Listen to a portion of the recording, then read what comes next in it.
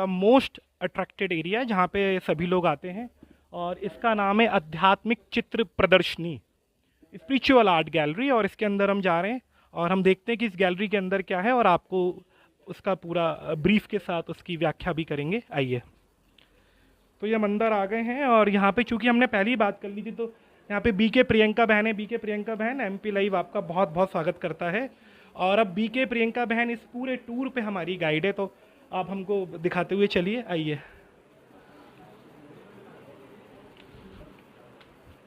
तो ये सबसे पहले तो ये बाबा की बहुत खूबसूरत लाइट पैनल, इसके बारे में लोगों को पता ही है। यहाँ पे हमको बताया गया है कि हमारी पीस और लव और हारमनी पूरे विश्व में हमें फैलानी है। जी। तो यहाँ पे हमारा शांति, प्यार और एकता पूरे विश्व में फैले, यही हमारा कार्य यहाँ से ब्रह्मा कुमारी से शुरू हो रहा है। शांति और एकता फैले, उसके लिए है। और यहाँ पे बाबा की बहुत खूबसूरत, अरे ये तो ऐसा लग रहा साक्षात बाबा बैठे हैं। तो सबसे पहले हम इस संस्था के फाउंडर से मिलते हैं, जिनका नाम पहले दादा लेखराज था। जब परमात्मा शिव की इनमें प्रवेशता होती है तो नाम पड़ता है ब्रह्मा बाबा, जिनको हम कहते हैं प्रजापिता ब्रह्मा बाबा। तो ब्रह्मा उनको कहते हैं जो नॉलेजेबल होते हैं। तो परमात्मा ने इनको श्रेष्ठ नॉलेज दी, जिसके आधार से ही आज हमको उनका श्रेष्ठ नॉलेज हमको सुनने को मिल रहा है। तो बाहर जो ब्रह्मा दिखाते हैं 3 सर वाले, वो और ये अलग अलग हैं?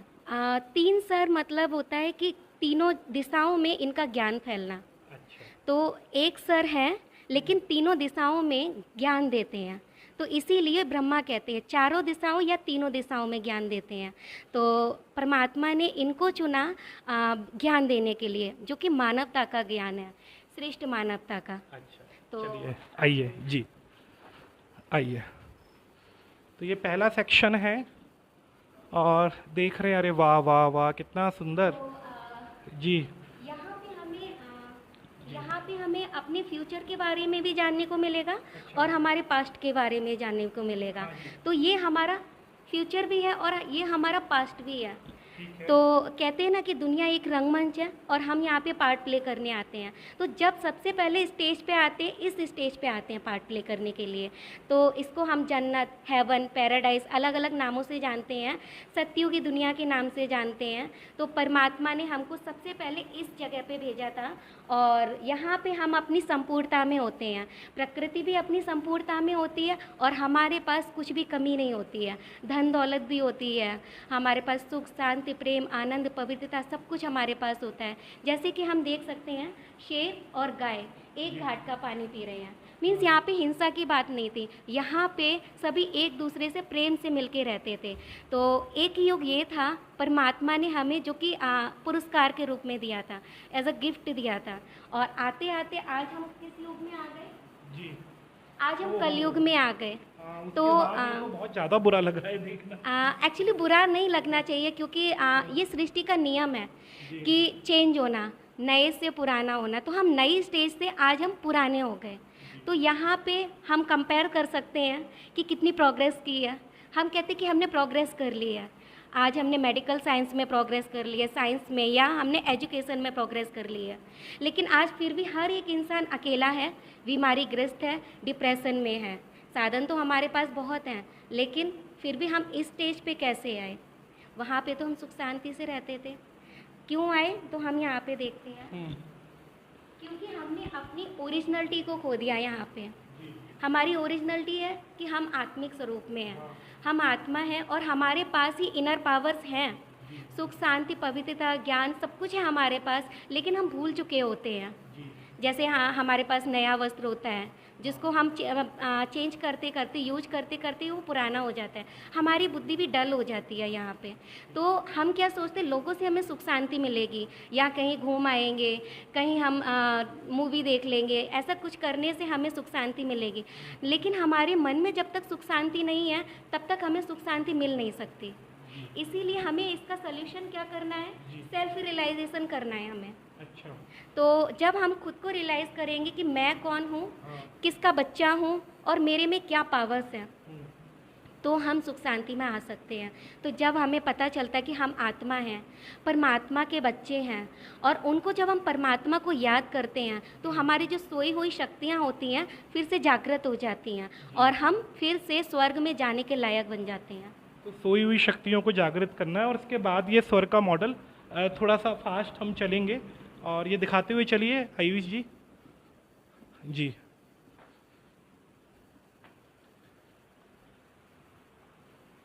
ये क्या द्वापर आ गया? नहीं, ये स्वर्ग वो हमारा ट्रेलर था, हम कह सकते हैं, और यहाँ से हमारी फिल्म स्टार्ट होती है। तो स्वर्ग में हम कहीं से तो आए होंगे क्योंकि फर्स्ट स्टेज थी हमारी। फर्स्ट स्टेज पे फर्स्ट टाइम हमने पार्ट प्ले किया तो हम कहाँ से आए थे? परम धाम से, जो हम ऊपर देख रहे हैं जिसको हम परम धाम, निराकारी दुनिया या मोक्ष धाम भी कहते हैं। और हम यहाँ पे अपने ओरिजिनल स्वरूप में होते हैं। जो हम छोटे छोटे स्टार देख रहे हैं ये हमारी ओरिजिनलिटी है, जो हम आत्मिक स्वरूप कहते हैं या हम सोल कहते हैं। और सुप्रीम सोल जो कि हमारे वहाँ पे परम पिता परमात्मा भी रहते हैं। तो हम वहाँ पे पार्ट प्ले करने वहाँ से आते हैं धरती पे। तो हम बॉडी को धारण करते हैं और जब हमारा पार्ट पूरा हो जाता है फिर हम अपनी ओरिजिनलिटी में वहीं चले जाते हैं। यहाँ पे हम जो देख रहे हैं ये हमारा टेम्परेरी घर है, बट हमारा ओरिजिनल घर वहाँ पे है जी, वो हमारा परमानेंट घर है जी। और इन फ्यूचर में हमारी ऐसी पढ़ाई होगी जिसको हम कहते हैं सत्युग जी। ये हमारा इन फ्यूचर भी है और ये हमारा पास्ट भी है। तो यहाँ पे हमारी स्टडी ऐसी होगी, सिंगिंग, डांसिंग, ड्राइंग, ये सब हमें कलाओं में दिखाया जाएगा, ठीक है, सिखाया जाएगा। और हमारे फर्स्ट प्रिंस और फर्स्ट प्रिंसेस जिनको हम कहते हैं श्री राधे श्री कृष्णा, और जिनके लिए आज तक जैसे हम गायन पूजन करते आए हैं, 16 कला संपूर्ण, संपूर्ण निर्विकारी, मर्यादा पुरुषोत्तम, एवरेज आयु 150 ईयर थे।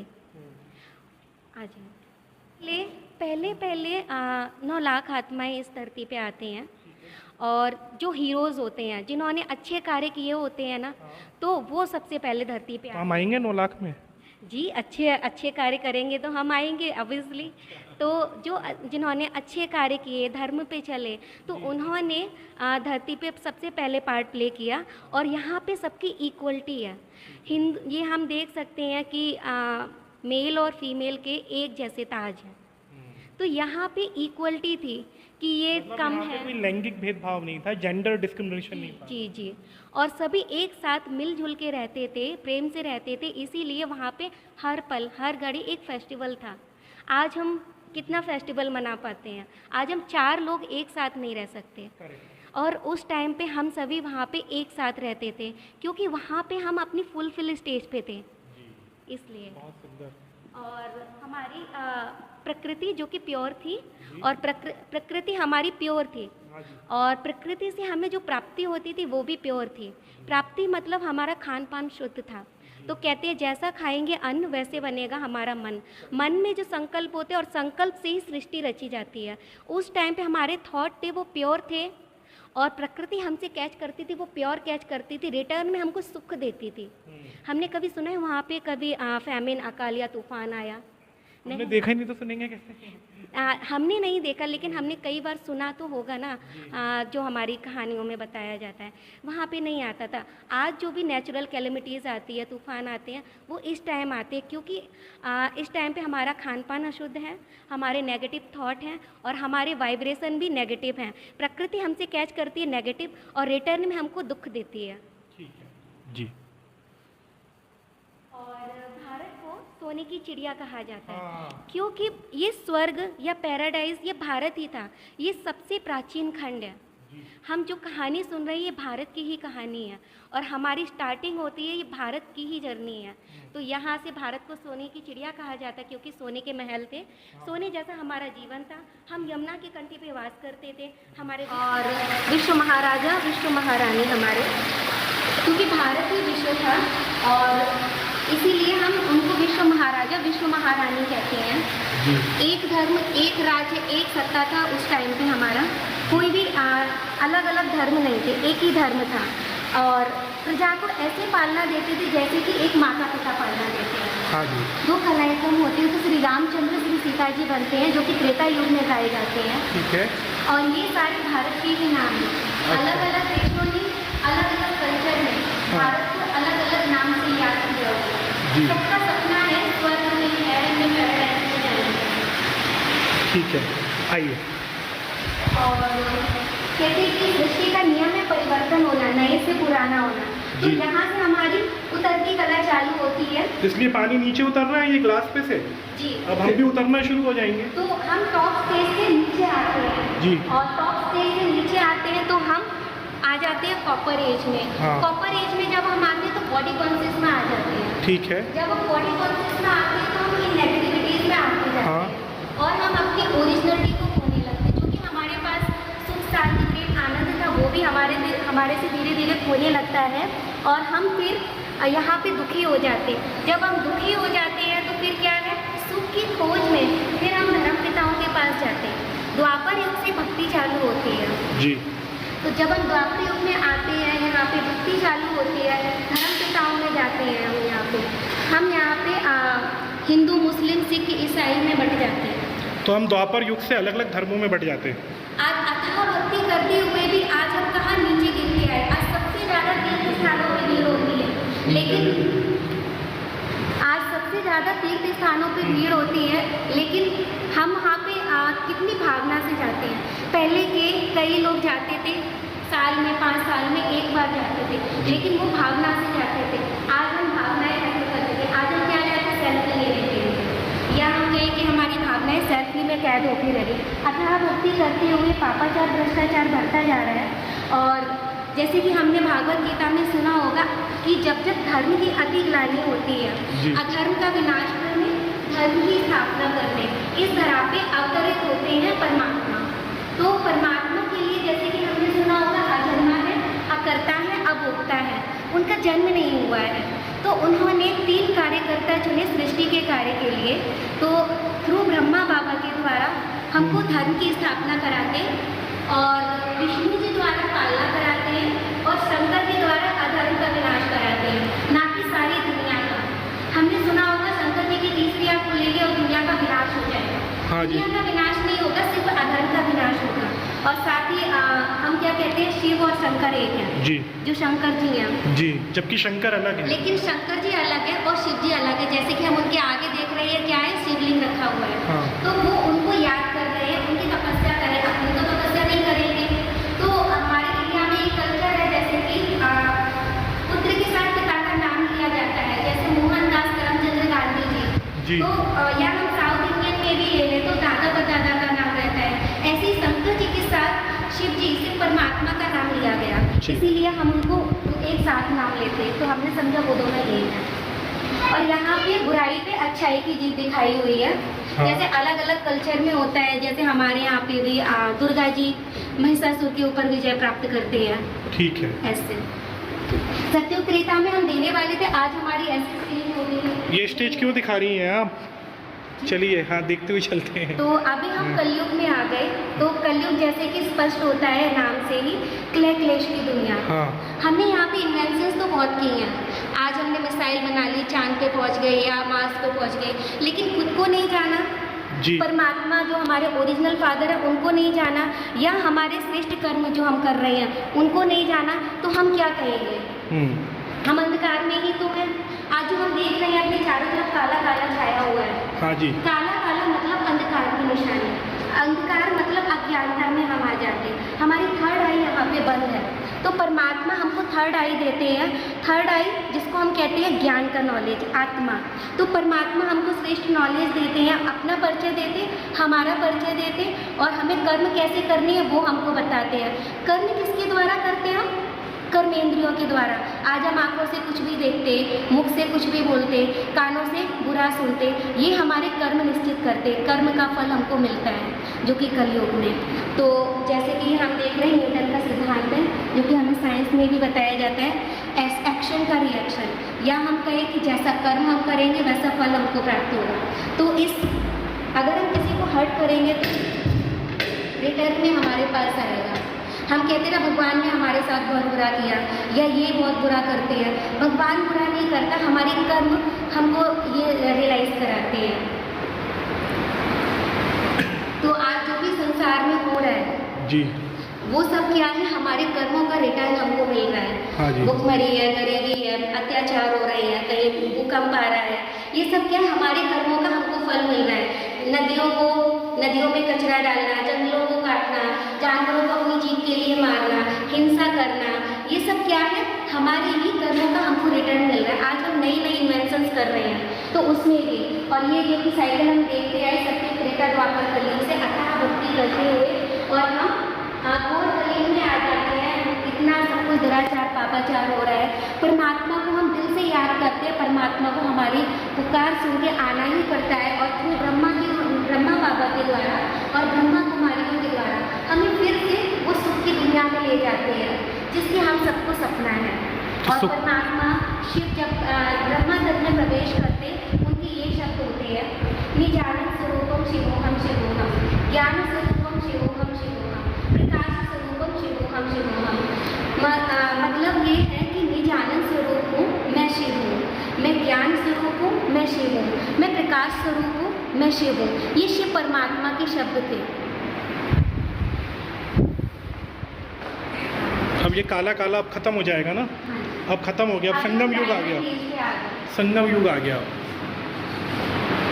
ये संगम युग आ गया। और अब बताइए प्रियंका तो बहन, हम डायमंड एज पे आ जाते हैं, या हम पे संगम युग। तो संगम युग कहते हैं एक लीप युग है, कलयुग और सतयुग के बीच की कड़ी, यहाँ से हमारा ट्रांसफॉर्मेशन होता है। तो यहाँ हम पे आत्मा और परमात्मा का मिलन भी होता है, इसलिए हम संगम युग कहते हैं।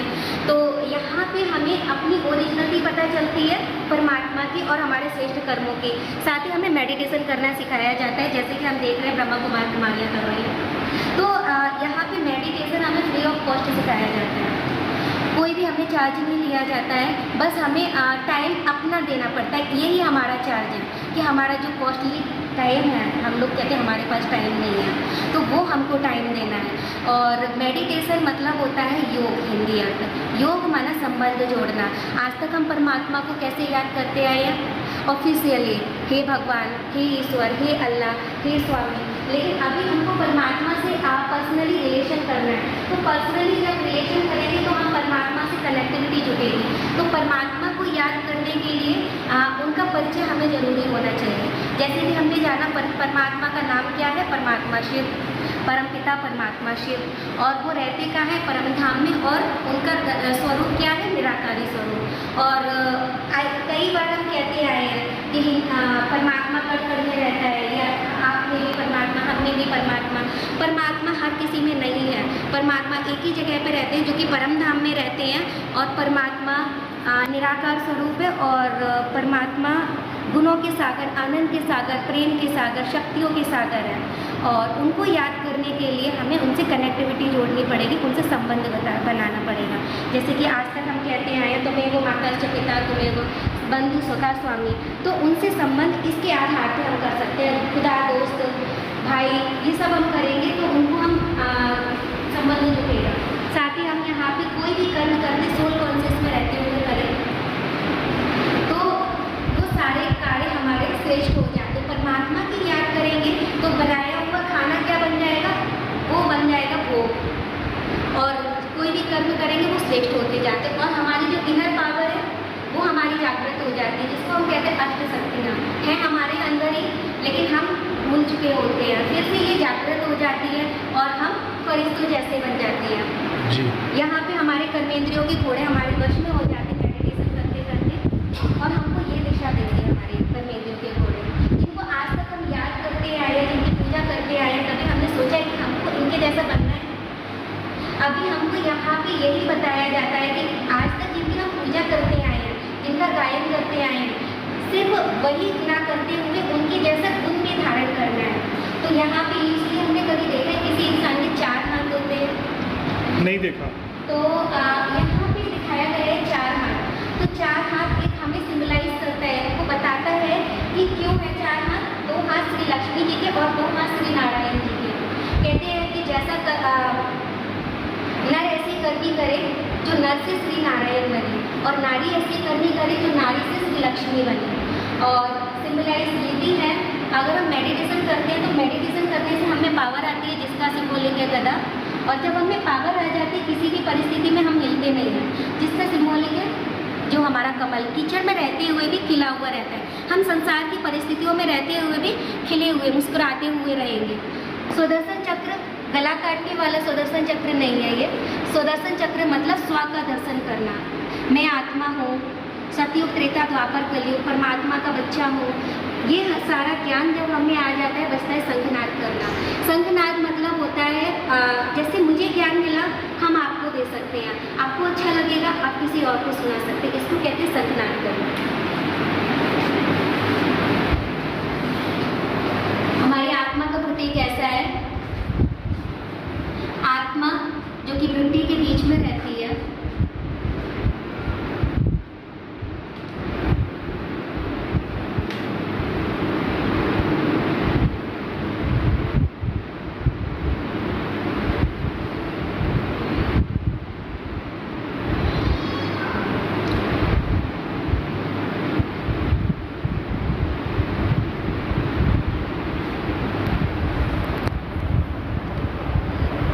चोले चेंज करते हैं, बॉडी को चेंज करते हैं, लेकिन आत्मा लाइट ही रहती है। मेल और फीमेल में हम आ सकते हैं, लेकिन आत्मा लाइट स्वरूप ही है हम सब में विराजमान। और आत्मा में मन अभी आपको दिखाएंगे।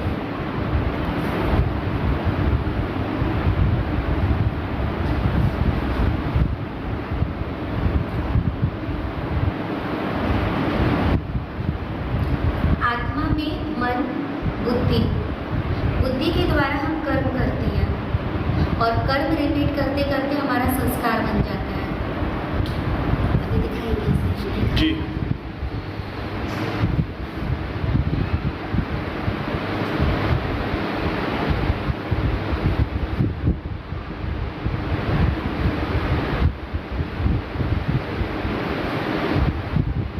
बहुत खूबसूरत ग्राफिक्स हैं, बहुत अच्छे से दिखा रहे हैं।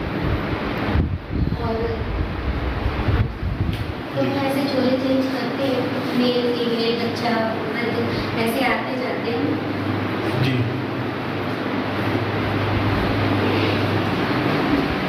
तो यहाँ पे 4 ऑफ टाइम दिखाया हुआ है हमारी सृष्टि का। कई बार हमने सुना होगा कि लाखों लाखों वर्ष के युग होते हैं, लेकिन लाखों लाखों वर्ष के युग नहीं होते हैं। 5000 वर्ष का साइकिल होता है, जो कि 1250, 1250, 1250, 1250 सतयुग त्रेता द्वापर कलयुग इंक्लूड इसी में होता है 100 ईयर का, जो कि संगम युग होता है, जो हमने बीच में देखा, जिसको हम डायमंड युग भी कहते हैं। ये हमारा ट्रांसफॉर्मेशन टाइम है। जैसे हम इंजीनियरिंग की पढ़ाई पढ़ते हैं तो इंजीनियर की पढ़ाई पढ़ते हैं तो इंजीनियरिंग करते हैं, या डॉक्टर की पढ़ाई पढ़ते हैं तो डॉक्टरी करते हैं। तो यहाँ पे भी अगर हमें देवताओं जैसा बनना है तो उनके जैसे गुण तो हमें पता होना चाहिए। तो यहाँ पे जब हमको गुण उनके जैसे पता होंगे तो हम यहाँ पे आ सकते हैं, अदरवाइज हम यहाँ पे आएंगे। यहाँ से भक्ति स्टार्ट होती है। और ये सृष्टि का कल्प वृक्ष है। यहाँ पे सिम्बलाइज किया हुआ है सृष्टि की आत्माओं के रूप में, पत्तों के रूप में आत्माओं ऐसे दिखाया हुआ है। ब्रांचेस जो कि धर्मपिताओं के रूप में दिखाई गई है। और यहाँ पे हमारा डीपी धर्म है, जो कि हमारा स्टैम्प है, इसके आधार पर पूरा दुनिया खड़ी हुई है। और जो कि बीज रूप है परमात्मा है। परमात्मा हमारा बीज रूप है। परमात्मा को याद करके हम जड़ों में बैठ के, जो कि ब्रह्मा कुमार कुमारियाँ होती हैं, एक मेडिटेशन करते हैं।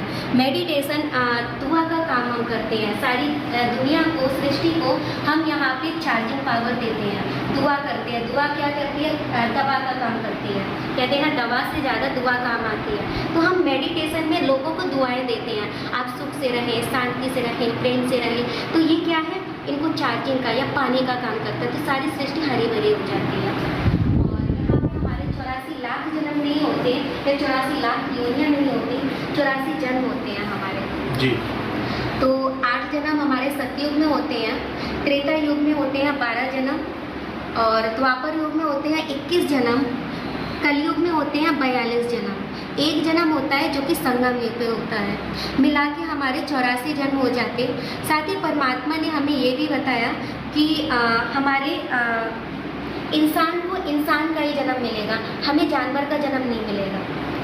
जैसे हम आम का बीज बोएंगे तो आम ही प्राप्त होगा, या जामुन का बीज बोएंगे तो जामुन ही प्राप्त होगा। या हम साइंस के अकॉर्डिंग भी देखें, जो साइकोलॉजिस्ट होते हैं, हिप्नोटाइज करने वाले, तो पिछली से भी पिछली ज़िंदगी में ले जाते हैं। आज तक रिकॉर्ड है, किसी ने ये नहीं कहा कि हम जानवर हैं। और आज जो भी संसार में हो रहा है, नेचुरल कैलेमिटीज में या मिसाइल्स, इन सब का सामना करने की कैपेसिटी है हमें? नहीं है। तो इसके लिए हमें मेंटली स्ट्रांग होना पड़ेगा।